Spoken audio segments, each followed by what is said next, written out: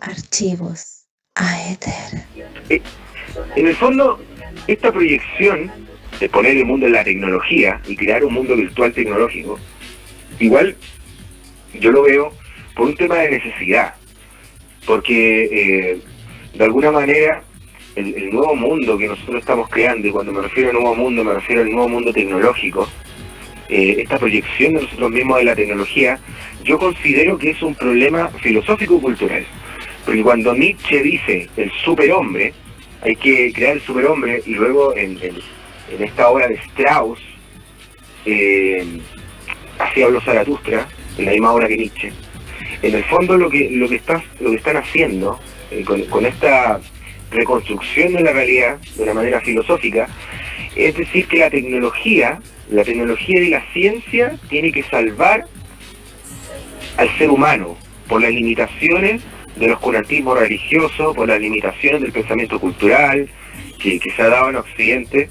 Entonces, en el fondo, el superhombre que habla Nietzsche no es diferente, o no está lejos, de lo que es la proyección del nuevo ser humano, en lo que sería esta visión transhumanista, de que toda la tecnología al ser humano lo tiene que ayudar en un proceso de evolución. Es decir, Julian Huxley, por ejemplo, hermano de Aldous Huxley, el gran escritor, Julian Huxley es un científico genetista que cree en la evolución del ser humano y en la mejoría del ser humano, en sus capacidades, en base a la tecnología.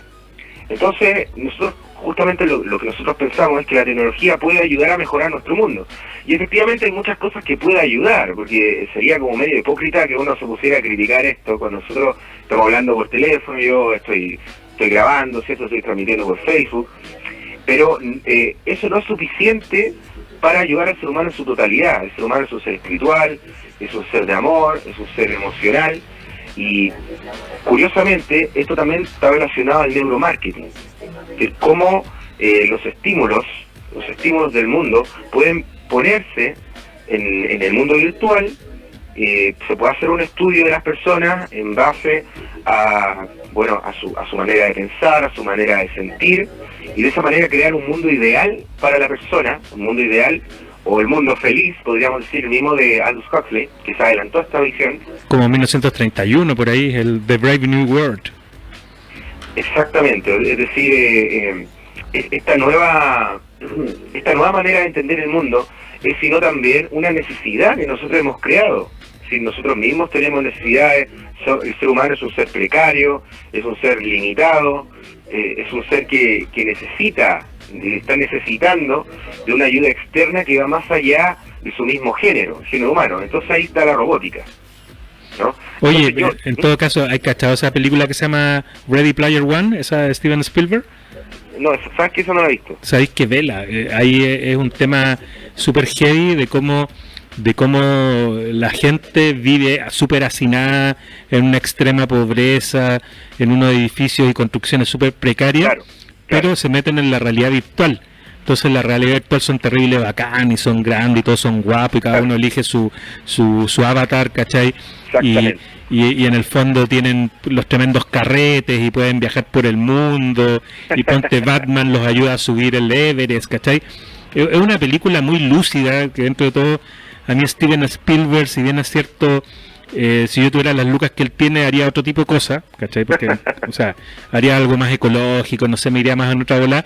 El loco igual tiene lo suyo, dentro de todo, para ser judío y tiene que mantener un poco también el control de los medios de comunicación, creando el miedo que creó con Tiburón, por ejemplo, o la onda de T, acercando a los grises y toda la cuestión. Pero en el fondo es una película que vale la pena mucho ver, porque es lo que está pasando. Yo lo veo ahora reflejado en las personas menores de 20 años y en muchas personas mayores que andan todo el día. De hecho, yo me coloco en un semáforo y hay como 4 autos delante mío, y las reacciones que tiene la gente, porque yo nunca manejo con teléfono, con celular. De hecho, yo no almuerzo con celular, no ando con el celular para todos lados, por eso a veces ni contesto, ¿cachai? A veces la gente me dice, oye, contesta los WhatsApp o los mensajes de Facebook, y si bien parece que estoy conectado, no estoy conectado, ¿cachai? Entonces veo las reacciones que son más lentas de las personas, Claro. veo cómo cómo la gente se ha idiotizado, que ya no podía hablarles mucho porque quedan como colapsados, el mismo enfoque de la información de las redes sociales, que a veces tú leí tanta cosa que se te va olvidando a los 5 minutos, pues. Claro. ¿Cachai? Es heavy el tema ese. O sea, yo creo que en concreto, a nivel cerebral, el hipocampo se va desintegrando, para decirlo objetivamente, y las capacidades intelectuales del ser humano también se van desintegrando con la ayuda de la tecnología. Yo creo que esas cosas no son a nivel abstracto, es decir, uno se pone a pensar y dice, probablemente con la tecnología el ser humano se va a poner más tonto. No, resulta que ya hay estudios serios que revelan que el cerebro, obviamente, funciona diferente en base al estímulo que tú le des, que es diferente. Entonces, si tú llevas toda una evolución humana funcionando de una manera determinada, y luego te ponen unas computadoras cuánticas que ahora se dice que van a salir, todo esto obviamente hace que el cerebro funcione de una manera diferente, pero resulta que cuando nos damos cuenta que la tecnología la estamos ocupando diariamente a un nivel de estímulo, eso cambia el comportamiento cerebral, y en el fondo lo que ocurre es que la persona cambia y también va cambiando la genética de la persona. Entonces, lo que tú dices no está más lejos de la realidad. Es así, el ser humano se va poniendo menos eficiente y va teniendo menos capacidades emocionales e intelectuales para afrontar el mundo.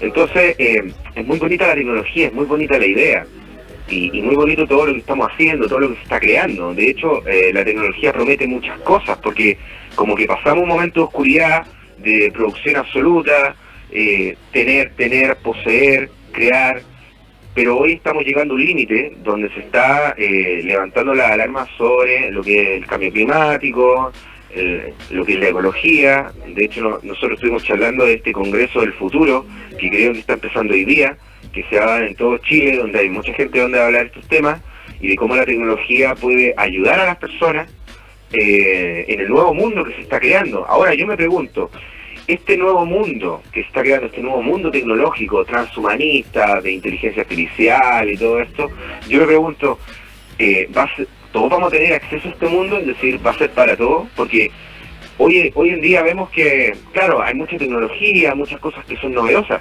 pero no todas las personas pueden tener acceso a eso. Si tú te fijas, hay muchas personas que lamentablemente, por temas económicos, no pueden ser parte de estas nuevas tecnologías, de estas nuevas plataformas, de esta nueva forma de entender la realidad y de conducirse en el mundo. Yo creo que los esclavos más fieles van a ser los que van a tener más acceso a la tecnología. En el fondo, tú sabes que, no sé, somos 7.000 millones de habitantes. De esos 7.000 millones de habitantes hay muchas personas que viven en condiciones completamente precarias, lo cual paradójicamente pasa en los países que son más ricos. Porque África, por ejemplo, es un continente riquísimo en todo tipo de cosas, en capital humano, en diamantes, en energía, en todo el tema. También Sudamérica es riquísimo, o sea, pero están los países del lado norte, que igual dentro de todo mega explotan a los países, prefieren hacer un misil Tomahawk que vale no sé cuántos millones de dólares, estar atacando por recursos. Entonces, en el fondo, los que van a tener acceso a la tecnología, yo creo que van a ser los que sean más serviles con sus amos. Claro, entonces, y ahí está el problema. Ahí está el problema, porque vemos que la tecnología está creando de manera independiente una capacidad intelectual, una proyección de nuestro cerebro. Hay que entender como la tecnología como una proyección de nosotros mismos. Entonces, en el fondo, cuando la inteligencia artificial se separe absolutamente del humano, ahí hay un peligro para el ser humano, que es eventualmente llegar a la singularidad. La singularidad es, sino crear una conciencia independiente del ser humano. Oye, Pascal, sí. Nos vamos a ir a una pequeña pausa comercial ahora, ya de 2 minutitos. Mantente ahí en el teléfono y volvemos aquí en la FM 789.7 con nuestro espacio programa Paradigmas aquí en el Franco Pensador, donde estaba hablando de transhumanos, tecnología robótica, y luego ya vamos a empezar a hablar un poco de los transhumanos, la inteligencia artificial. Archivos Aether.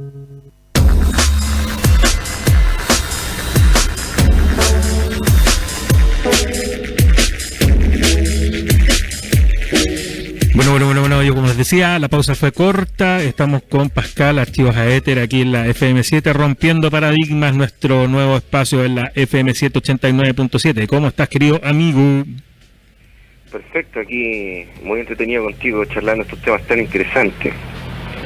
Bueno, ahora entremos un poquito ya nos quedan veintitantos minutitos, casi media hora.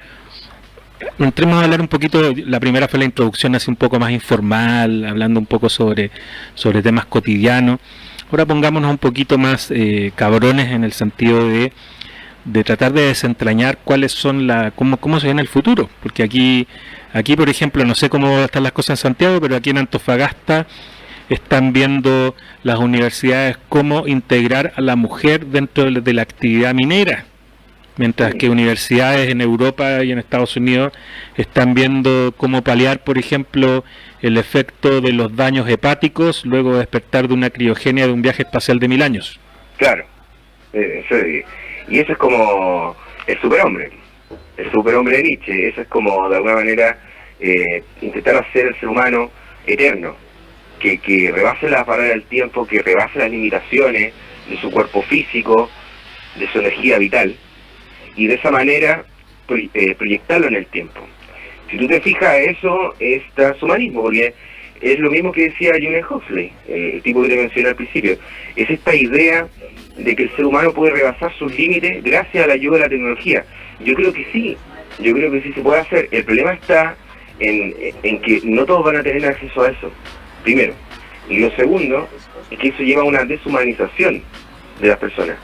Claro, puede ser una idea novedosa si se hace con conciencia. En el caso, por ejemplo, de la integración de la mujer, es un tema que en este momento culturalmente va a chocar, porque, o sea, si vemos que se están creando autos eléctricos, por ejemplo, la empresa Tesla Motors está creando autos eléctricos. El auto eléctrico fue el más vendido, el segundo más vendido, creo, el año pasado en Estados Unidos.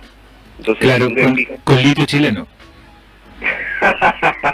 Claro, que eso está muy interesante de analizar también, porque en el fondo tu comentario habla de un choque cultural.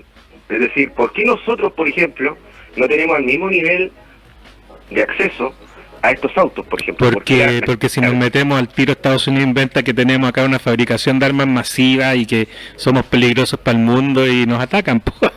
Exactamente. Al final la política de Chile ha sido darle a los países poderosos para que no nos ven como caja. O sea, si en el fondo igual dentro de todo existe una tecnología y una diferencia a nivel militar alarmante entre los países desarrollados y nosotros. Imagínate, nosotros declarándole una guerra a Inglaterra o declarándole la guerra a Estados Unidos. Pasa lo que pasó con Argentina. Claro, pasa lo que pasa con Irak o con todos los países que igual se arman hasta los dientes, pero que no tienen la tecnología con la que tienen los socios comerciales de Estados Unidos, ¿cachai? No, pero te digo, eso yo lo doy como una paradoja entre la diferencia que existe a nivel tecnológico, porque como tú bien dices, ¿cómo se llama? El acceso. Todos los que crearon el transhumanismo, bueno, si tú sabes un poquito sobre la historia, son terriblemente eugenistas, ¿cachai? Exactamente. El Nick Bostrom, ¿cachai? El no sé cuánto, el mismo Nikolai Fyodorovich, ¿cachai? El Haldane, ¿cachai? Todos esos locos estaban en una época también eugenista, en la cual había una preservación de una raza, que si lo tomamos dentro del contexto, tú conoces al Churé, ¿no? A Eduard Churé, el que escribió Los Grandes Iniciados, es un libro del siglo XIX, que es un libro así, Eduardo Churé se llama, te lo recomiendo, siglo XIX, donde habla de la hegemonía de distintas razas durante la historia. Entonces habla de la raza amarilla, que es la época en que los chinos tuvieron el control del mundo, la raza negra, que es la época de los egipcios, los abisinios, que es la actual Etiopía, Kenia, todo eso. Después la época de los rojos, que habla ahí de los olmecas, los toltecas, los hopi. Recuerda lo de Blavatsky. Bueno, sí, pues. Entonces, el tema es que, ahora es la época del hombre blanco.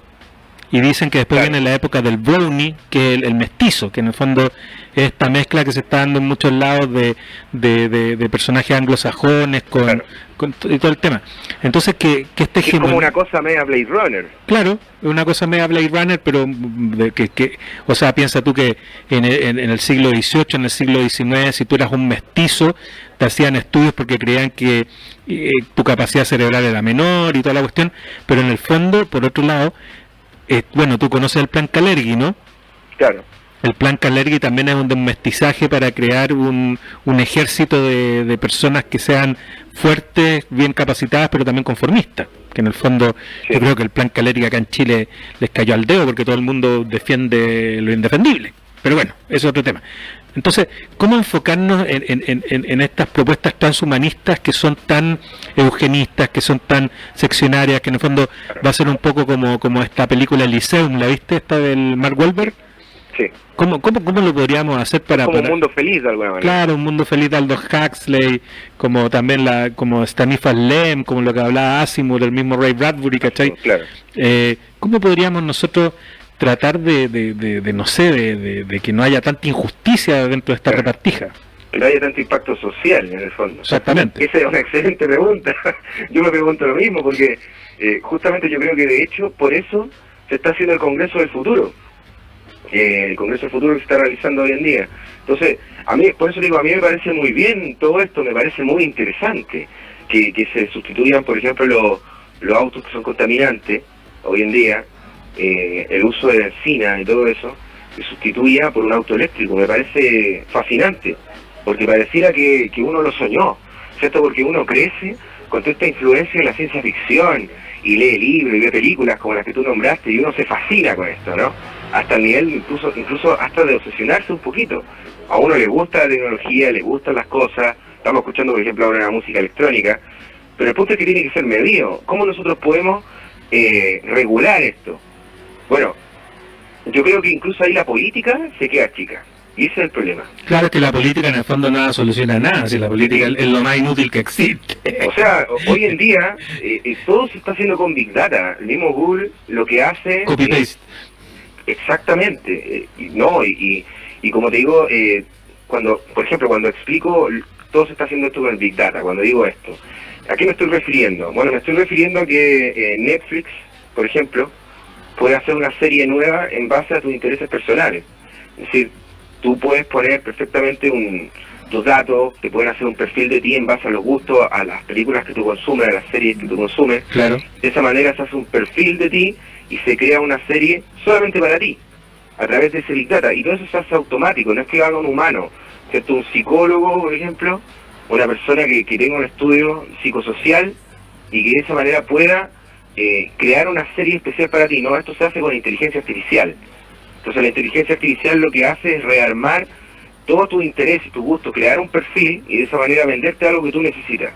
Eso se está ocupando en todo el mundo hoy en día. La gran empresa lo está ocupando, lo está ocupando Google.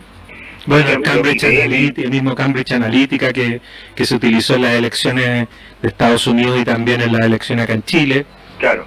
Entonces, ¿dónde queda la política ahí, por ejemplo? Si el mismo pueblo después puede crear un software que te diga cuáles son las probabilidades de riesgo para la sociedad votando por un político determinado, por ejemplo. Yo considero que Facebook u otra plataforma en su momento va a ser fundamental para el voto político, el voto ciudadano, y es lo que está ocurriendo hoy en día. Yo sé, lo conozco, porque conozco gente que lo hace, se crean propaganda en internet, incluso con la ayuda de hackers en muchos países, para poder llegar a las masas, para poder llegar a la sociedad. Y esto no es diferente al neuromarketing. Lo que hace la política, por ejemplo, no es diferente a lo que hacen las empresas en la propaganda, con el neuromarketing, con esta necesidad de estímulo y todo esto. Entonces, ¿dónde queda la política? ¿Qué es la política si también va a estar sumergida en todo lo que es la inteligencia artificial y la tecnología? Yo creo que la política ya está quedando, y es por eso que nosotros hablamos, por ejemplo, esto de que probablemente es un paradigma que se está rompiendo el tema de la política, por eso que ya no hay representación de la democracia. La gente se cuestiona la democracia más que los partidos políticos. Nadie cree en la democracia en sí, más que en la política. Entonces, en el fondo, ¿dónde va a quedar la política y cuáles son los derechos que nosotros tenemos como sociedad para enfrentar este nuevo mundo? Y ahí está el problema. Yo personalmente pienso que esto no se puede parar. No es por ser fatalista, pero esto no se puede parar, porque uno puede alucinar, puede ilusionarse con que hay posibilidades, ¿cierto?, de cambio, pero yo en lo personal creo que esto no se puede parar. Lo único que...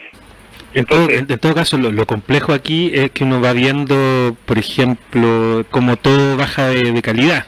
Los autos bajan de calidad, las casas, las construcciones, Claro. que hay una obviamente algo preponderante hacia la tecnología, a tratar de que precisamente porque casi todos ahora, no sé, pues tú ahí los cabros chicos, incluso cabros grandes, colocan estos PlayStation, estos no sé cuánto, el XP, no me acuerdo cómo se llaman, y están ahí todos jugando tenis y se pasan todo el día metidos adentro, la gente está saliendo mucho menos a las calles. Claro, o al mall, va al mall. Claro, los cabros chicos no suben cerros, van a ver una película, en el fondo vamos a terminar un poco como Wall-E, así como esos gordos que flotan con la tele.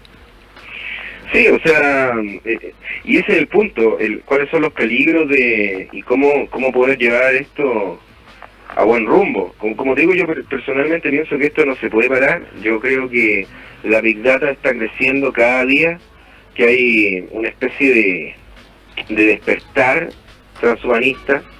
No hemos hablado, por ejemplo, de lo que es la robótica. La robótica también es un tema que preocupa mucho a los científicos por el tema de la singularidad que yo te decía al principio. Cuando la capacidad intelectual de una inteligencia artificial, de un robot, empieza a nivel de estadística, empieza a ser más que la capacidad intelectual de un ser humano. Vemos que por lo tanto en el mundo hay más capacidad intelectual de un robot que de un humano. Entonces, tú ves que para el ser humano pasa a ser peligroso. O sea, de hecho, No es como convivir con un animal, por ejemplo. ahora el otro día estaba viendo unas entrevistas de estos robots sexuales, ¿cachai? Sí. Entonces que Claro, hay por montones ejemplo. de hombres que tienen robots sexuales y todo el tema. Entonces le preguntaban a una, ¿y el amor?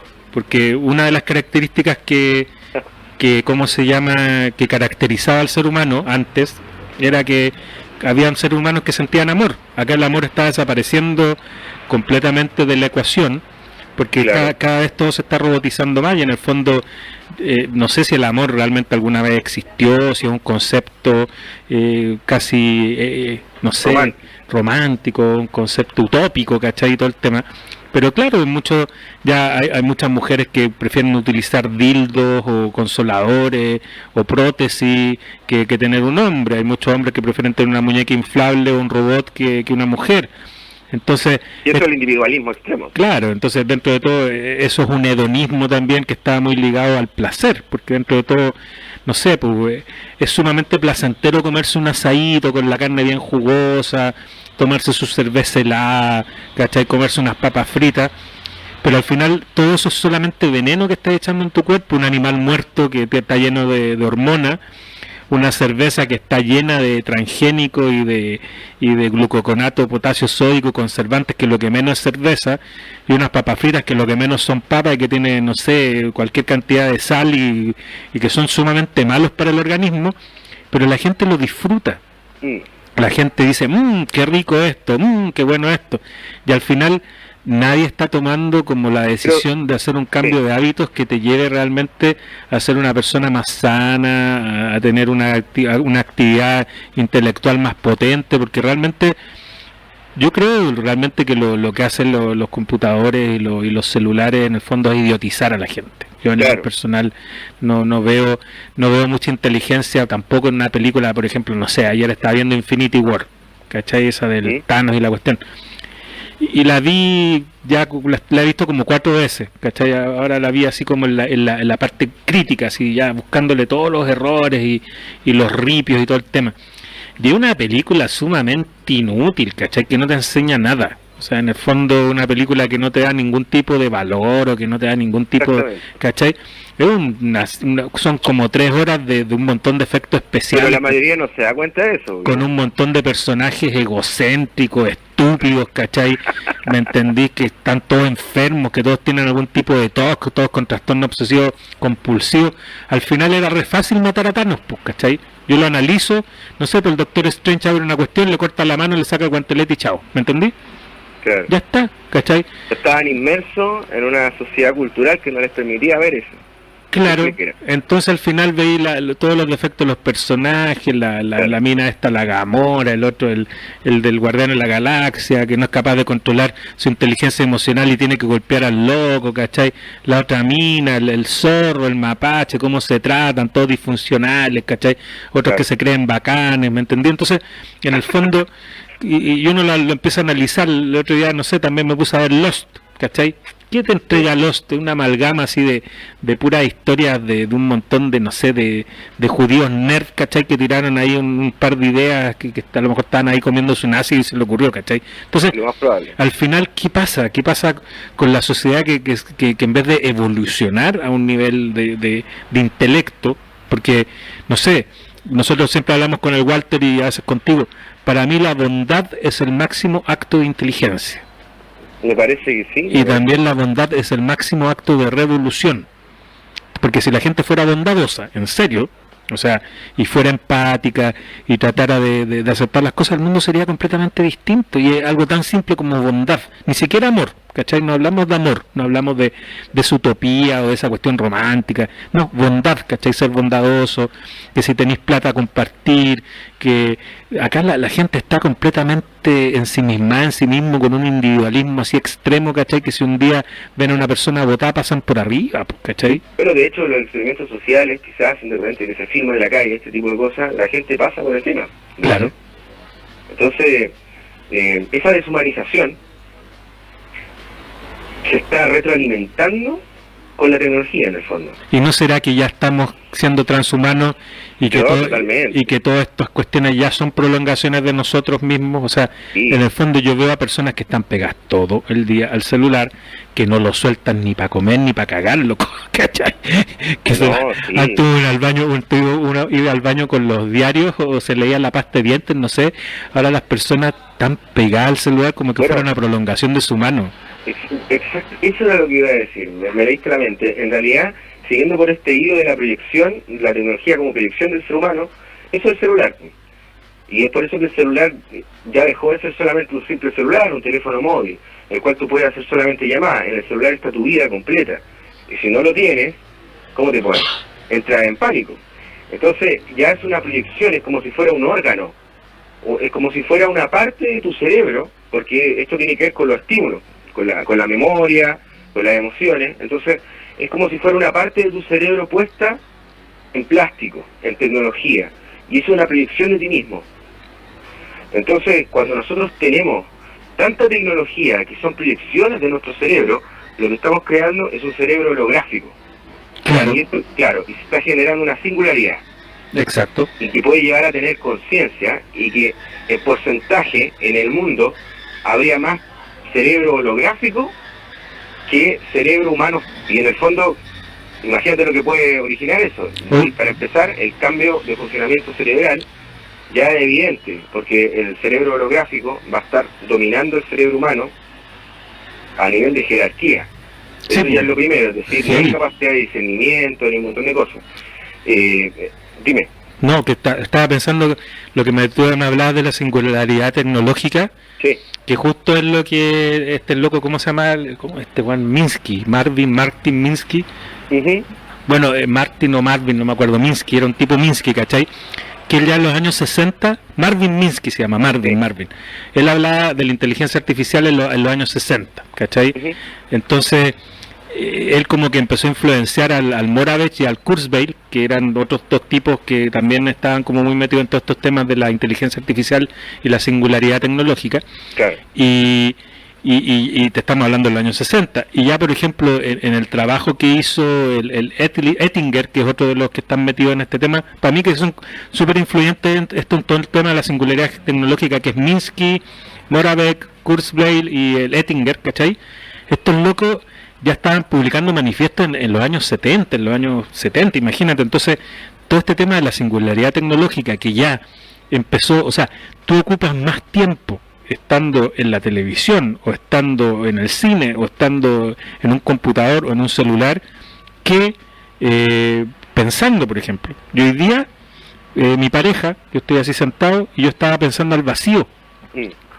Y pasa, porque no, yo estaba así completamente ido en el vacío, así pensando en mis tonteras o mis genialidades, no sé. Entonces, en el fondo, y estaba prendiendo el auto porque caliento el auto 2 minutos, y pasa ella y me dice, oye, te estáis mirando en el espejo, ¿qué te estáis mirando? Entonces le digo, no me estoy mirando en el espejo. Me dice, te estás mirando en el espejo. O a veces pasa, no sé, pues pasa una mujer y me dice, oye, le quedaste mirando el poto, y yo estoy pensando en cualquier cosa menos que un poto, ¿cachai? Entiendo. Entonces, y yo la miro y digo, ¿qué onda, cachai? Entonces, hay una disonancia cognitiva. Hay una disonancia cognitiva, como otro nivel de cosas que alguien te dice, te pasa esto, y tú, no, es que esto te pasa, no me pasa eso, ¿cachai? Yo estoy Bueno, pero esa disonancia cognitiva y esa capacidad de expresión del ser humano se pierde. ¿Y sabes por qué se reemplaza? Por los memes. Richard Dawkins, justamente, que es uno de los científicos que la está llevando ahora y que ha impulsado estos cambios culturales, para que vamos a decir que no, sí. Y bueno, este ateo, porque él se declara como una especie de ateo, lo que dice en el fondo es que los memes, porque él creó el concepto de memes, lo que hace es de alguna manera distribuir paquetes de información casi a nivel como funciona la genética, paquetes de información cultural, son genes culturales. Eso es lo que dice Dawkins de los memes. Yo en el Facebook lo único que hago es escribir memes. Oye, claro, Pascal, no, pero, amigo, sí. ¿Sabéis qué? Se nos acabó el tiempo. Ya quedamos cortos. Ya quedamos cortos. Vamos a tener que empezar a hacer el programa de 2 horas. Yo creo que vamos a tener que buscar otro día y hacer el programa de 2 horas. Y vamos a seguir con este tema la próxima semana. Oye, invítame a tu programa, pues hablemos un día de esto. Absolutamente. Ya, porque igual la verdad es que está súper interesante la conversa. A mí me vamos a hacer un programa especial. Sí, hagamos un programa. ¿Sabéis sobre qué programa hacer un programa? A ver. Sobre unos escritos en MSAL, que fueron escritos por unos cadistus, que ahí me llegaron por ahí unas informaciones que hablan de unas cuestiones re interesantes que igual uno no sabe si son verdad o mentira, si son objeto de la imaginación o de lo que sea, pero que también forman parte de la información. Pascal, te agradezco mucho, hermano, hablar en el día de hoy. Al final nos fuimos un poco por las ramas, vamos a tener que agarrar el tema de nuevo.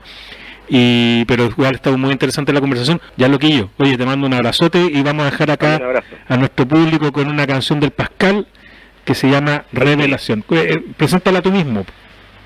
Mira, si es Revelación, es un tema que está en un álbum que se llama Cyberpunk, que lo tengo en CD Baby, y justamente está bueno que lo pongas porque es un tema electrónico, se puede decir, música electrónica. Que en este caso esta música electrónica hace referencia al cyberpunk, que es el concepto del disco, y que es el tema de las conspiraciones, la inteligencia artificial y cómo las computadoras cuánticas se van a acaparar del nuevo mundo. Ya pues viejo, un abrazo, nos encontramos más ratito. Ahora un abrazo bien. Lo dejamos con esta canción y luego nos vamos a una pausa comercial. Nos vemos. Estas son las 22 organizaciones que controlan al planeta, porque tienen bajo su control 3 elementos: tierra, fuego y agua. Los hombres que lo controlan no son dueños de estas organizaciones, son aquellos que deberán mantenerlas trabajando toda su vida para beneficio de ellas. Hasta la próxima.